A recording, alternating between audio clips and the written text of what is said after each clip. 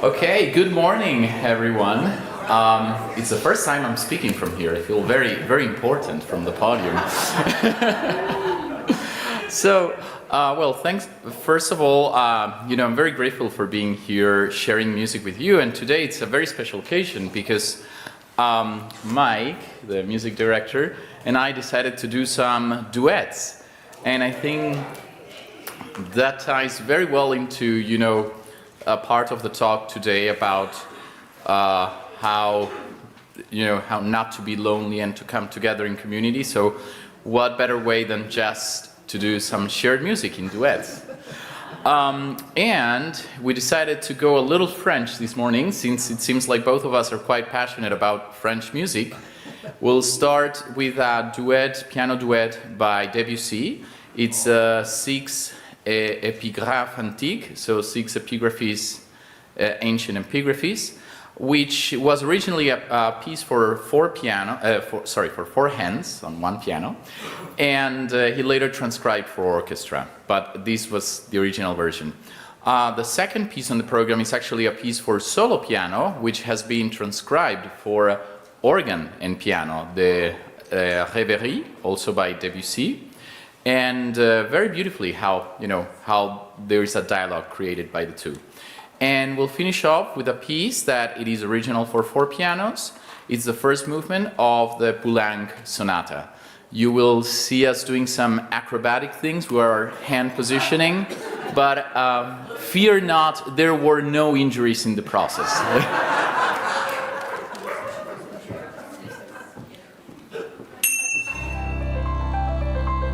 Welcome to First Unitarian Society of Minneapolis, the birthplace of congregational humanism. We carry on that tradition of free thought today, dedicated to promoting a free search for truth, meaning, and justice.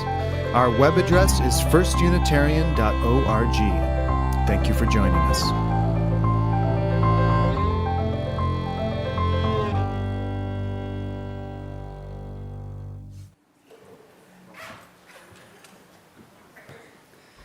Well, good morning, First Unitarian Society of Minneapolis. Good morning. Here we are on another, I'm being pointed at. What am I forgetting? Speak aloud to me. Well, the piano is first. That's what he's doing.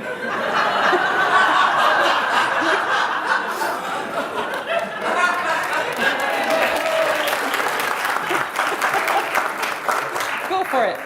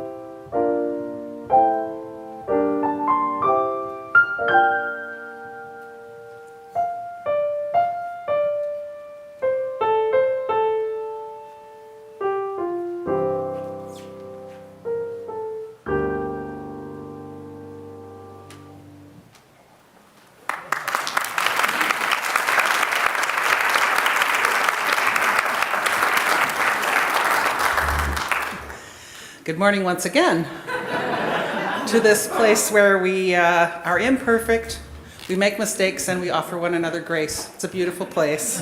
Thank you. Our programming is on-site, live, online live, and on demand 24/7. And wherever you are, whenever you're joining us, however you're showing up, you are welcome here. First Unitarian Society is a member congregation of the Unitarian Universalist Association of Congregations, and I'm Reverend Eulin Stoneberg, your interim minister.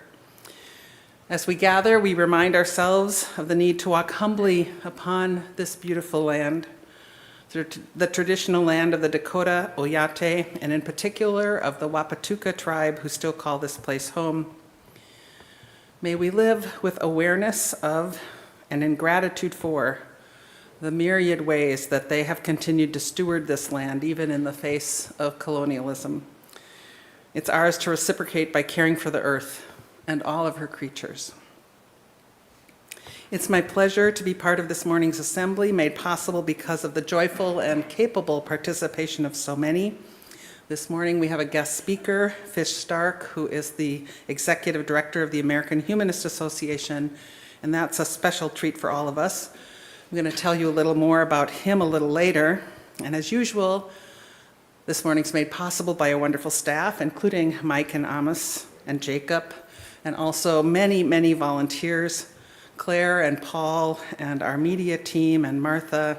All of you make this morning's assembly possible. Thank you, each of you.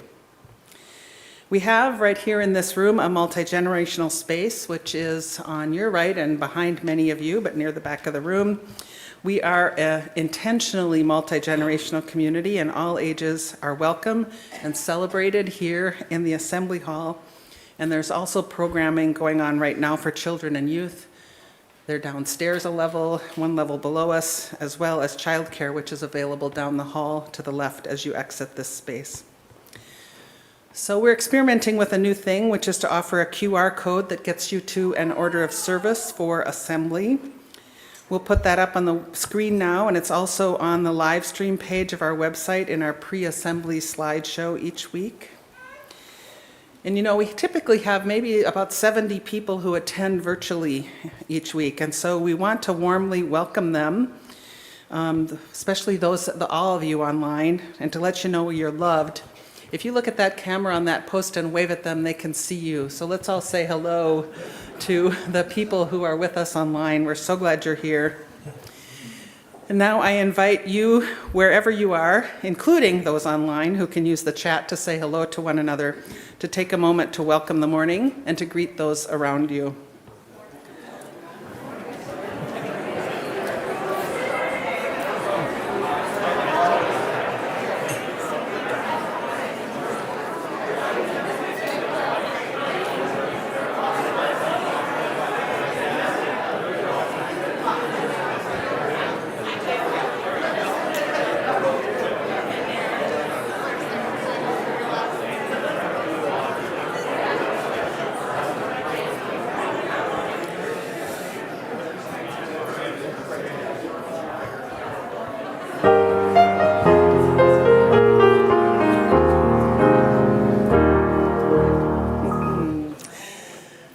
So I invite you now, if it's right for you, to take a deep breath, to settle into this time and this space, and to center yourself.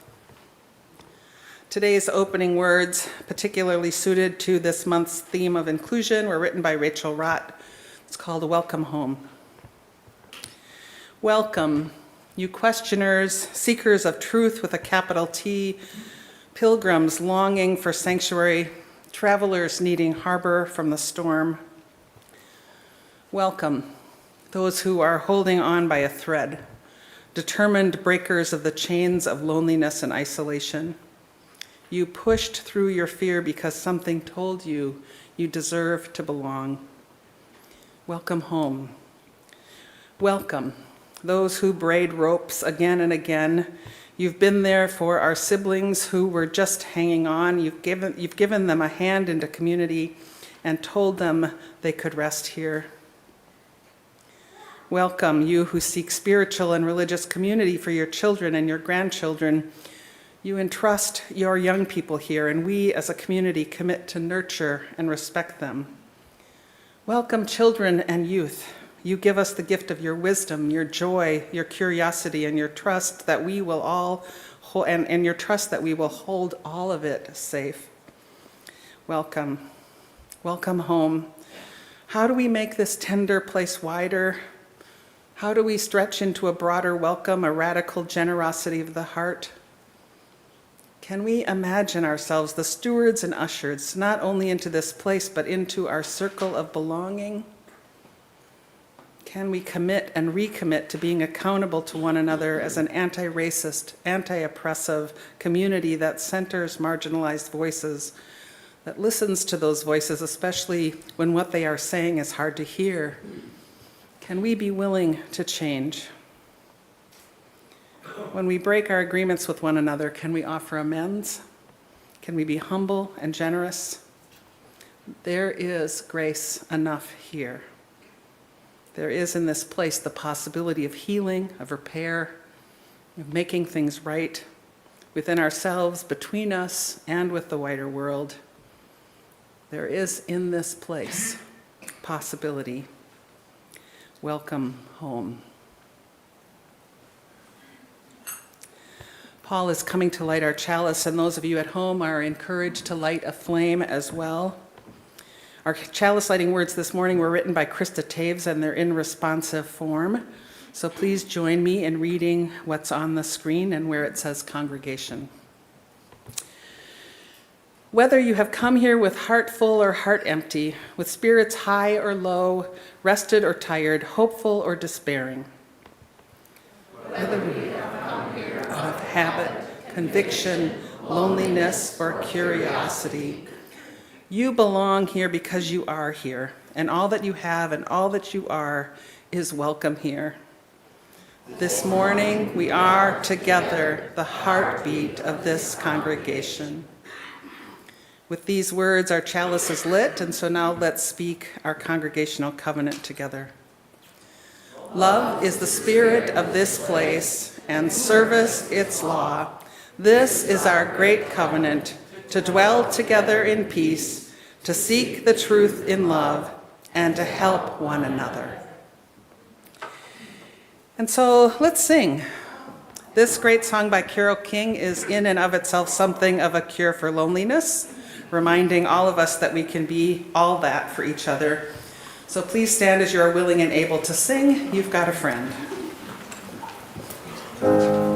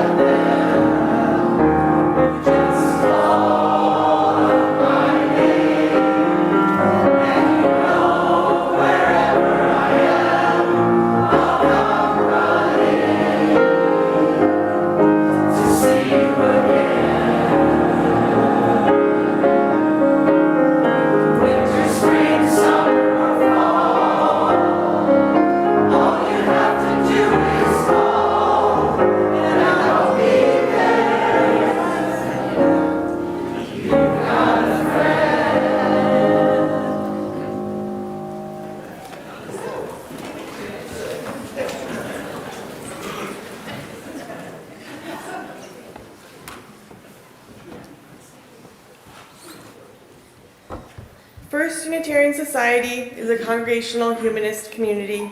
We are here for each other, our neighbors, and our planet, and one manifestation of that is our caring team.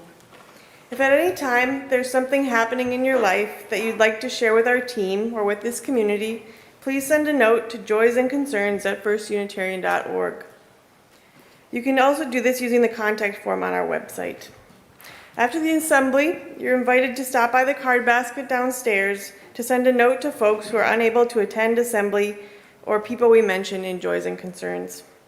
This morning, I share that Kay Dawson's aortic valve replacement surgery on Tuesday was successful. She's back home and very likely online with us this morning. May she have a quick and thorough recovery.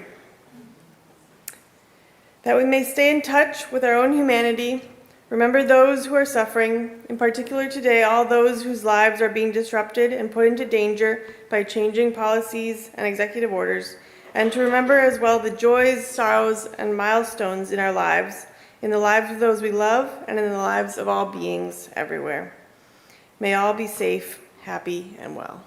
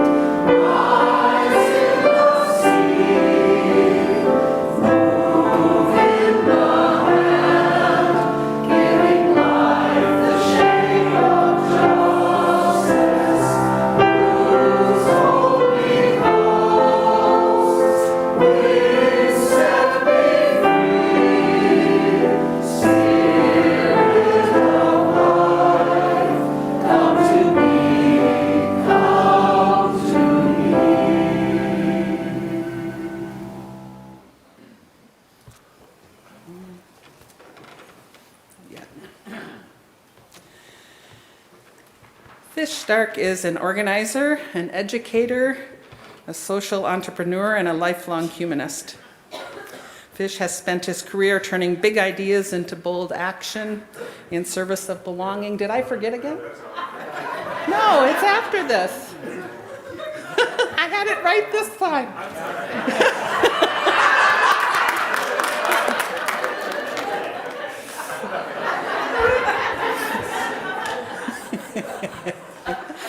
Oh my goodness, I love it. I do love it. Thank you, thank you. They will play again as soon as I've told you about Fish. Then you'll have a moment to think about that, and then Fish will speak. So Fish has spent his career turning big ideas into bold action in service of belonging, flourishing, and social justice for all people. Prior to joining the American Humanist Association as the executive director, Fish was the head of program and curriculum at Legends, an educational technology startup, where he led research and implementation teams to create products that helped children build self-confidence, positive mental health, and critical thinking skills. Previously, Fish served as the director of programs at Peace First, a global nonprofit that provides training and funding to youth social justice activists, where he led a global team of organizers who empowered thousands of youth grantees in 140 plus countries to make lasting change in their communities, and worked with organizations such as the Red Cross and Lady Gaga's Born This Way Foundation to develop youth leadership programs. Fish's other professional experiences include managing progressive political campaigns, leading a mentorship program in the West Virginia coal fields with the American Friends Service Committee, building a nationally recognized peer-to-peer bullying prevention program, and teaching students from preschool to high school. A self-proclaimed developmental psychology nerd who is passionate about giving everyone the tools to live lives of meaning, service, and self-determination, Fish holds a master's in education with a concentration in child development and psychology from Harvard University, and a bachelor from Yale University with a certificate in education studies. While at Yale, Fish served as a student board member of the Yale Humanist community and received a Dean's Prize for his work to build a stronger relationship between Yale and New Haven. Fish lives in Annapolis, Maryland, where he is president of the Speaker Mike Bush District 30 Democratic Club, is a member of the Unitarian Universalist Church of Annapolis, and serves on several nonprofit boards. He moonlights as an award-winning stand-up comedian and has performed in 13 states. So let's prepare ourselves to receive what he will share with us as Mike and Amos play for us again.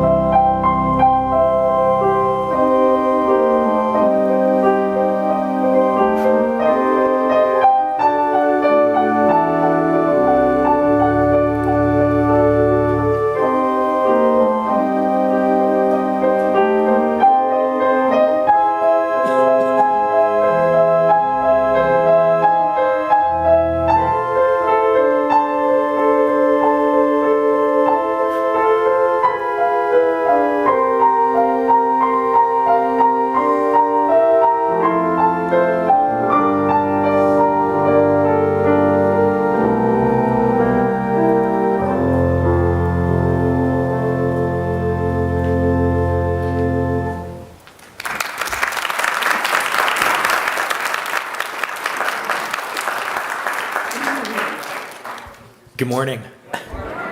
Thank you all for having me. It's great to be among Unitarian humanists. As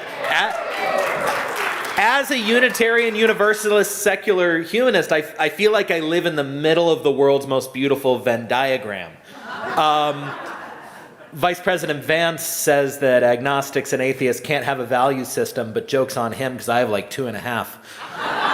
Sorry, Mr. Vice President, there was a 2-for-1 sale at the heresy store. As the executive director of the American Humanist Association for about the past 6 months or so, I find myself often in both the thrilling and the challenging position of having to represent humanists and what we believe. And I say challenging because the beliefs of a group that prides itself on free thinking are not easily synthesized and summarized. There's the old joke, 2 Jews, 3 opinions. And our version of that is 2 humanists, 4.5 opinions, and an epistemological debate on the nature of belief. I've tried saying, if you believe in the golden rule but don't believe in God, you're a humanist. That we believe that what makes people special and important and worth fighting for is not an immortal soul or an intelligently designed body, but consciousness. Our capability to think independently, to imagine better futures for ourselves and fellow humans, to build lives of meaning and purpose from the infinite canvas of a free mind. That we believe in people, in human goodness, in human dignity, in human potential, that we believe there's no problem people can't solve and no truth we can't uncover as long as we live in societies that protect the right to think freely, and that this, our capacity to evolve from fish and build civilizations, is all the miraculousness that we need. That the difference perhaps between humanism and atheism is that atheism's primary critique of establishment Christianity is about the existence of God, and that humanism's primary critique of establishment Christianity is about the existence of original sin, the notion of broken people needing to be saved or redeemed, rather than being valuable exactly as they are. So I talk a lot about what humanists think, but I also believe humanism is a practice, and that means lately I've been thinking a good deal about ritual.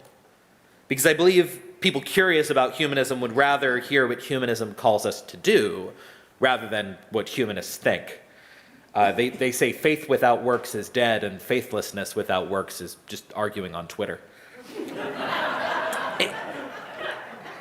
If the Catholics have communion and the Muslims have pilgrimages and the Jews have bar and bat mitzvahs, what is it that we do that makes us humanist, that breathes humanism into the world? I've been reading an amazing book lately by Greg Epstein, the humanist chaplain at Harvard and MIT, and he quotes in the book the religious historian Jonathan Z. Smith, who talked about religious ritual as, quote, a means of performing the way things ought to be in conscious tension with the way things are. Performing the way things ought to be in conscious tension with the way they are. In an unjust and isolated world, there are a hell of a lot of things we could perform differently. And that's the great thing about humanism. We've always been a movement of people unimagined or unafraid to imagine better. Unwilling to be hemmed in by the present, by reality, sure, but always venturing to the edge of the possible. I grew up humanist. A lot of folks in the humanist community are familiar with me through my dad, Pete Stark, who was an open humanist and the first open atheist to serve in Congress.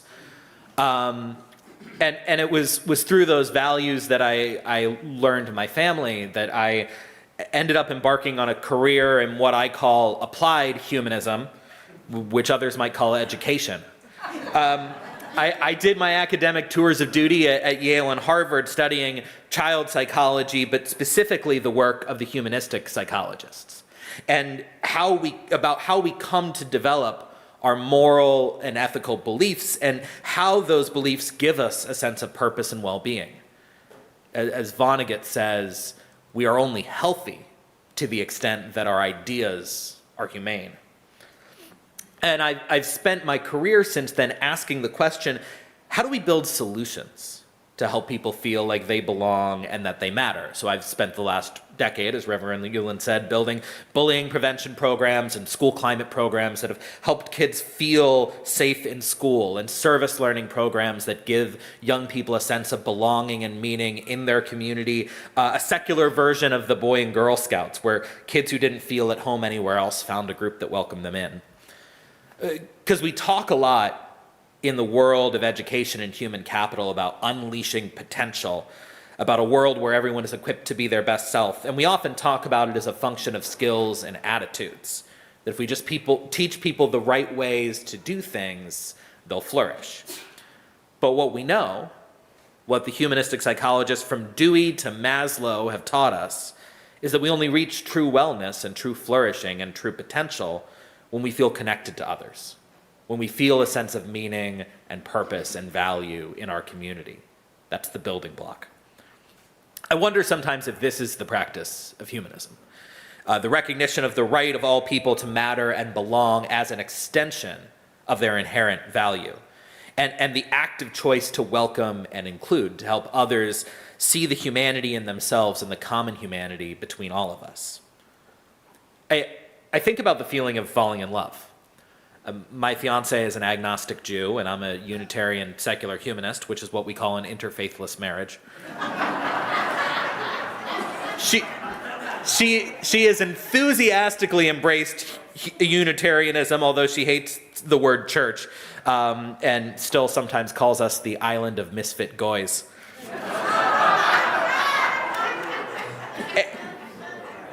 And I remember the feeling, and I imagine many of you remember the feeling too, when I met her, of finally feeling known. And the wave of relief and joy that rushes over you when you realize here, in an alienated and broken world, is someone who understands, someone who sees the whole of me and opens their arms even wider. It reminds me of how I felt when I learned there was a word for what I believed, that I was a humanist, and that in being so, I was connected to millions of incredible people like me, from people my age to people in this room to historical heroes like Twain and Frederick Douglass and Eleanor Roosevelt. I hope you'll take a moment to imagine how that felt for you, that realization that you weren't the only one. We often talk, it's my job to be in a lot of conversations where I talk and have to have answers about growing humanism. But we don't often talk about why it matters to popularize humanism, to share it and invite more people in, because it's not enough that we're right. That's not sufficient motivation, I think, to do the hard and vulnerable work of welcoming strangers. We often talk about the worthiness and the correctness of our cause more than the benefits of common belief and identity that people searching for something to belong to and believe in can be offered. The truth is that I think people need humanism more than humanism needs people. Because there are tens of millions of Americans, and we know this, there's survey data that makes it very clear, who are both broadly secular and broadly progressive, who believe, as we do, in human dignity and goodness and potential, that rationalism is the source of empirical truth and empathy is the source of moral truth. And many of those tens of millions of Americans feel dispossessed in a world where our voices are diluted by racist political structures and money in politics, where our paycheck doesn't go far enough, where in places like Minneapolis or Annapolis, where I live, the people who grew up there can't afford to buy the homes that they grew up in. Feeling alienated from their peers, distant from a purpose, unsure of their value outside of their achievements and earning potential, feeling disillusioned with the systems and movements they trusted to protect them. We've seen the statistics. Social isolation affects a third of Americans. Rates of anxiety and depression are spiking, and they have been since roughly 2012.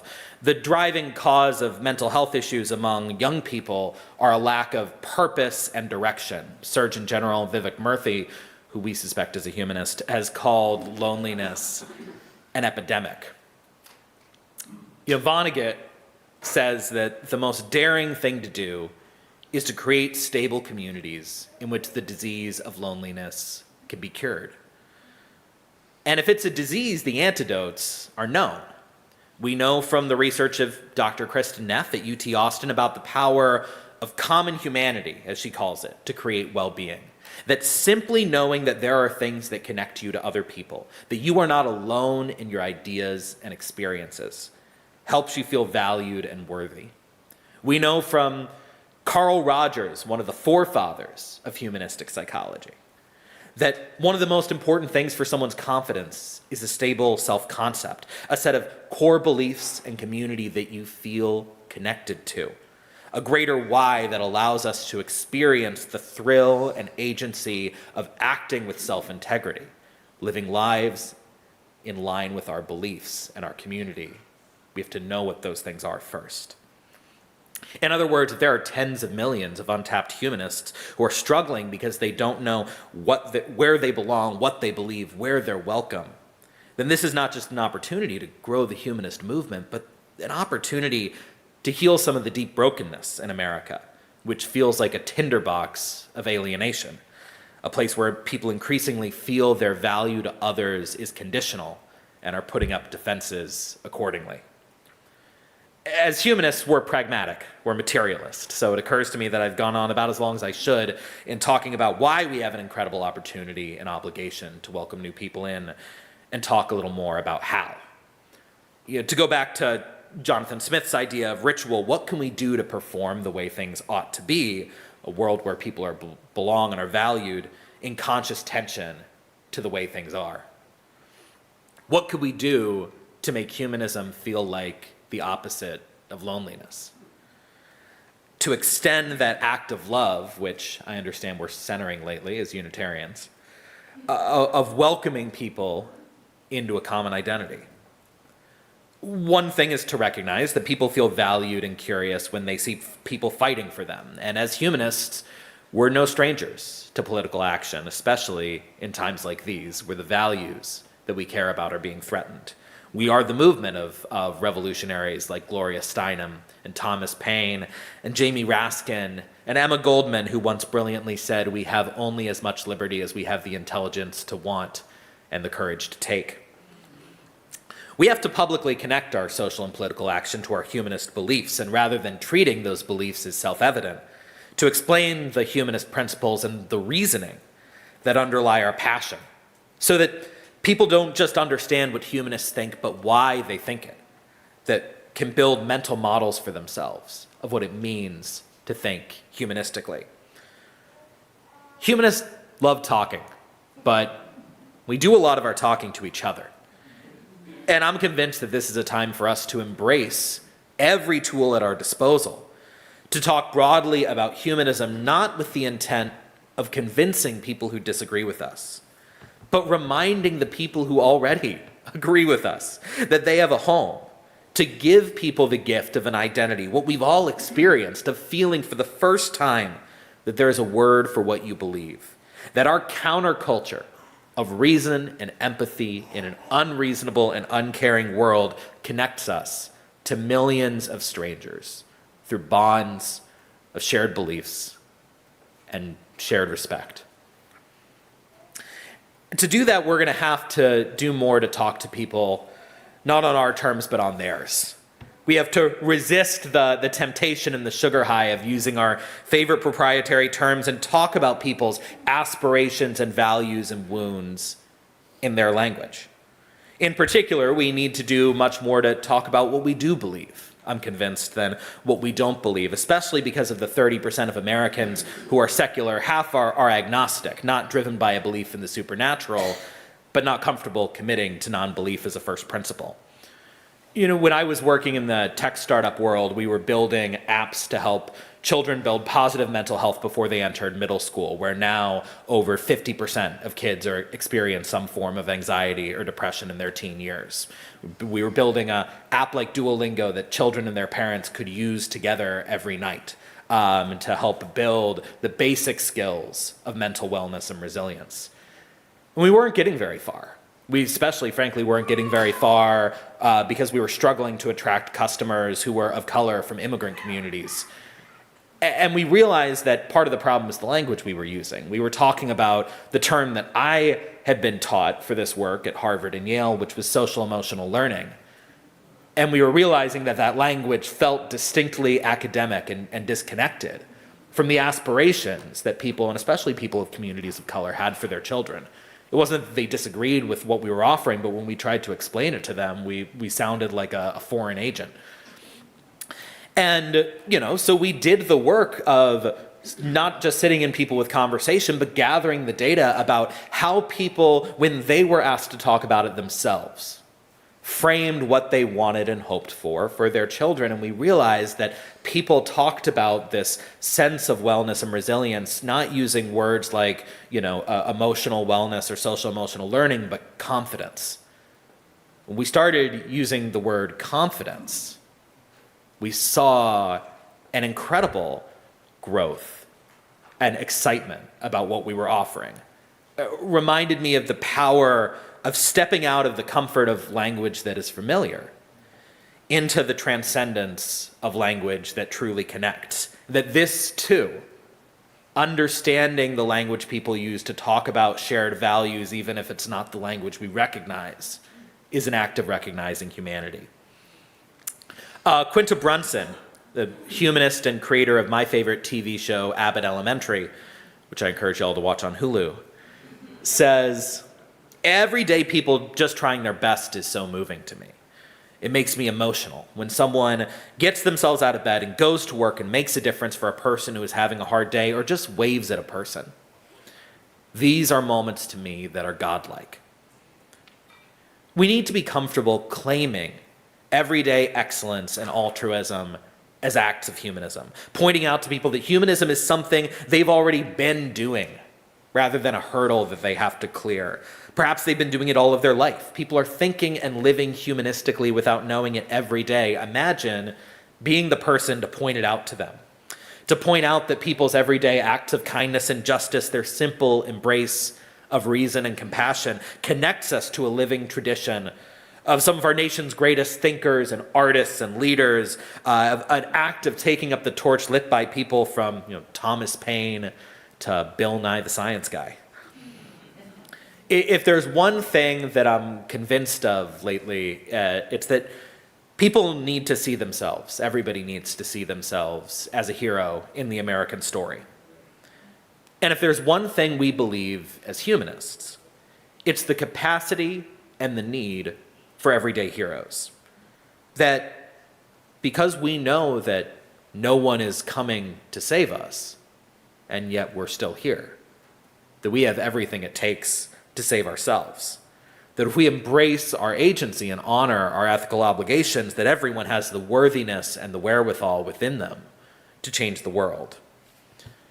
The work of curing loneliness, as Vonnegut says, is hard and vulnerable and disciplined work. Welcoming others means, to a degree, accepting tension between their uniqueness and ours. It means a loss of control. But it starts, I'm convinced, simply with everyday acts of recognizing the humanity of others and letting people who are sitting in the joy of understanding know that that's humanism. Thank you all for having me here. I appreciate it.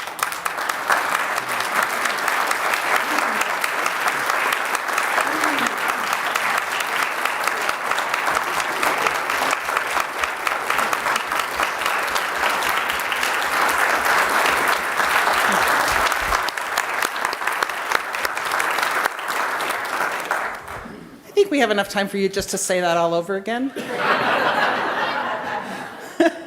Thank you. My favorite hymn. Yeah, that's right. Thank you, Fish. I think many of you will remember a few weeks ago, we ran out of time to sing all of Blue Boat Home.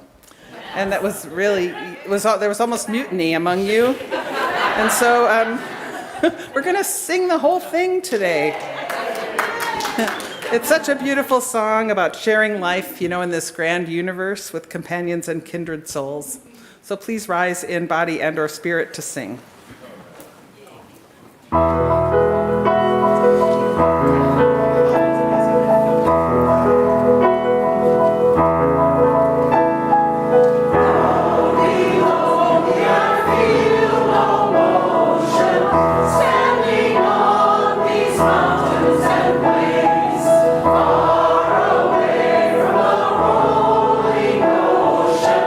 Still my God and heart can say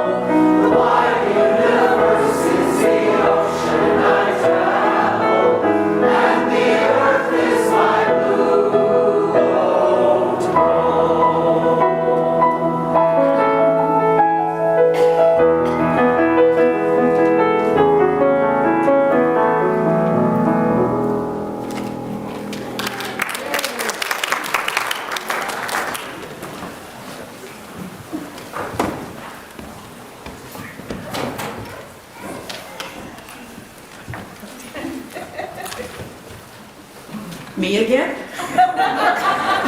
Morning, I'm Martha Hardesty, back to talk about our ongoing subject. And really it's all about how we make this community that we share so gracefully with each other. Let's just think about this morning. We here in Minnesota, if you're watching or attending here, once again got snow this week. Sidewalks, though, that you came into the building on were perfectly clear, perfectly safe. You came into a building that was well lit and warm. And if you got here after 9 o'clock, you already had coffee and tea waiting for you. If you're tuning in online, you had the connections to be with us from South Africa or South America or wherever on the globe that you could get connections. You came into the building and you came to pass by the office, which was filled with know-it-alls of the very best kind.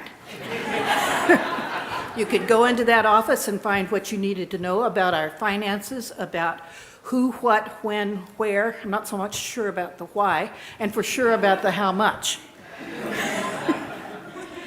And now we're in the process of a wonderfully inspiring morning, just absolutely wonderful, with an excellent guest speaker, our professional minister, and supported by our international musical staff.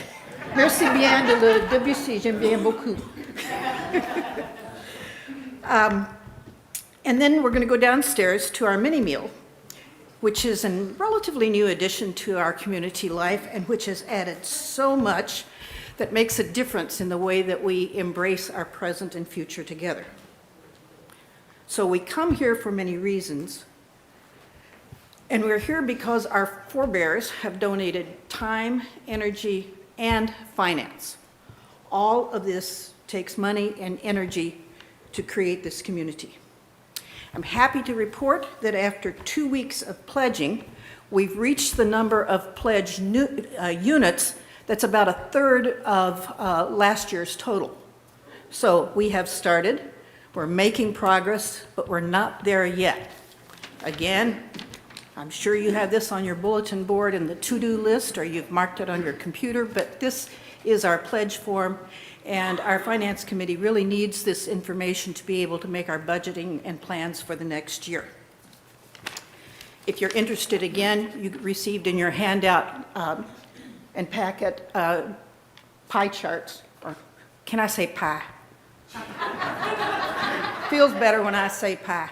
This pie chart will show you where the money comes from and where the money goes. So take it to heart and just go on and get it done. You're getting your tax information together anyway. Go on and get that part done. And also, as you know, this year we've revived the practice of taking a collection during our Sunday assemblies.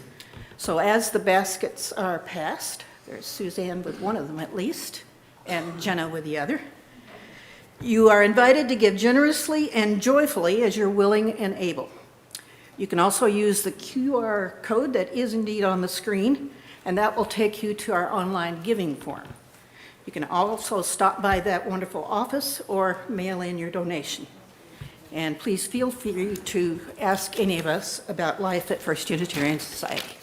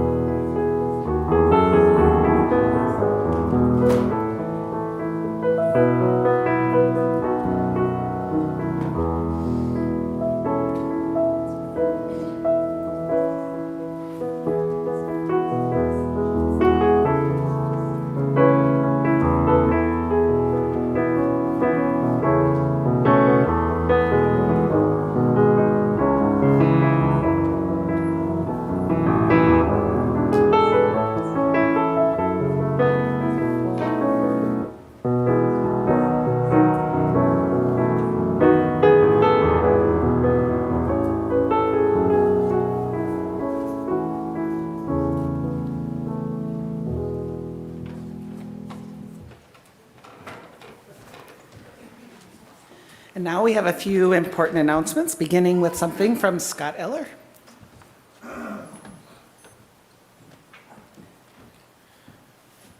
Good morning. I'm Scott Eller, and I'm here to talk about the auction, which will be May 10th this year. It's my job to make that not very compelling thing sound compelling. So I will do that in 2.5 minutes following other comedy club members here. It's a very fun event. It's a very compelling, maybe even under the radar event. It happens once a year. I promise you, once you have come, you will come every year. Could I have a show of hands of people who have never come to the auction? And that's not just visitors. That's quite a few. And I see some online too. It's a really nice evening, and so I'm asking you to save the date, but I'm asking you to do more than that. The price of admission is $15. If you are only here for the food and wine, you'll be fine for $15. It's a nice spread of food, a lot of food. The event is held all up on this level. It is an open bar of beer, wine, and soft drinks. You can get $15 of food out of this really easily, and you don't even have to come into the auction part. If you are here for comedy, our auctioneer, Colonel Kurt Johnson, is hilarious. Many people come just sit to watch him for an hour and maybe don't even bid. He has been here more than 10 years, I'm sure. 25 years. He seems to know everybody in the audience. I don't know how, but he calls us out by name. He's got a whole raft of Unitarian jokes. I mean, again, paying $15 for a comedy club ticket to hear this guy, that would justify your attending also. But mostly, it's about, as our speaker pointed out, is a really important part, it's about building community. It's about an event where you will see the rest of us and you will enjoy yourselves, and it's yet another step toward more engagement. So you have to come. And there'll be more announcements about it, not every week, but there'll be more announcements encouraging you to come. The other thing I want you to do early is think about donations. And again, you haven't been expansive enough in thinking about donations. You're sitting there thinking, well, I don't have anything to donate. The online part of the auction will only come up in about another month, another 6 weeks, so you've got some time to think about it. People donate really nice dinners in their homes. They donate events. They donate any skill that they have. People, very talented people, are canning vegetables and donating jams and jellies and knitting and quilting, and these are an important part of the silent auction and the live auction. Thinking about services, there's a lot of talent in this room, and there's a lot of others of us who need your talent and will pay for your talent. If 5 of you were to donate an hour of computer time in somebody's house, I would bid on all of them. Such is my desperation in that area. We have people donating dog walking and dog sitting and cat sitting and well, that's probably not a thing, but and house sitting and a time of painting, or handy people who can do stuff in your house for an hour or 2. I'll bid on those too. It matters to think expansively about your art or your gifts. We have lawyers who have donated estate plans or drafting a will. We have financial people who have donated tax advice. Doctors who have donated free medical procedure. Okay, not that one. But there are many things that you can think creatively. You're all more creative than I am about how you could contribute to this auction. And so we'll see you in May. Bye.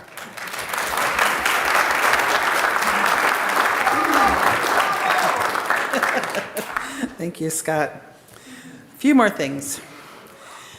Please join us tonight at 5 p.m. in the Chalice Room for another round of our child and family dinners. Feel free to bring an appetizer, a beverage or dessert, or just yourselves.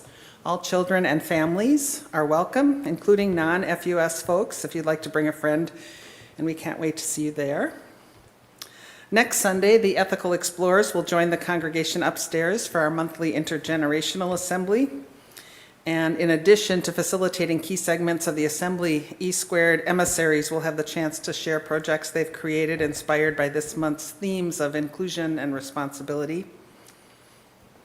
Next Sunday is also the next edition of the FUS History Smash presented by the transition team. There'll be a brief sharing during the assembly, and then you can join the team after the mini meal to hear all about the Dietrich years, 1916 to 1935. And speaking of which, the mini meal, today's mini meal is a grab-and-go buffet or Moroccan red lentil stew and apple crisp, and there are gluten-free and vegan options within that. This meal is available to everyone, and for those who can contribute, you'll find a donation jar and a credit card reader there, as well as a QR code that will connect you with how to give. This meal is made possible by our kitchen boss, Dave Lessler, along with a whole host of volunteers. So I know that you are very thankful for them, but they're downstairs right now, so on 3, let's shout out our thanks to them so they can hear it downstairs. Just say thank you. 1, 2, 3. Thank you! Great. Now, take all these things into your hearts and put them on your calendar and take a moment to breathe and remember all that we've shared today. Spend a little time just feeling grateful for the many gifts of life and community and connection as Amish share their music once more.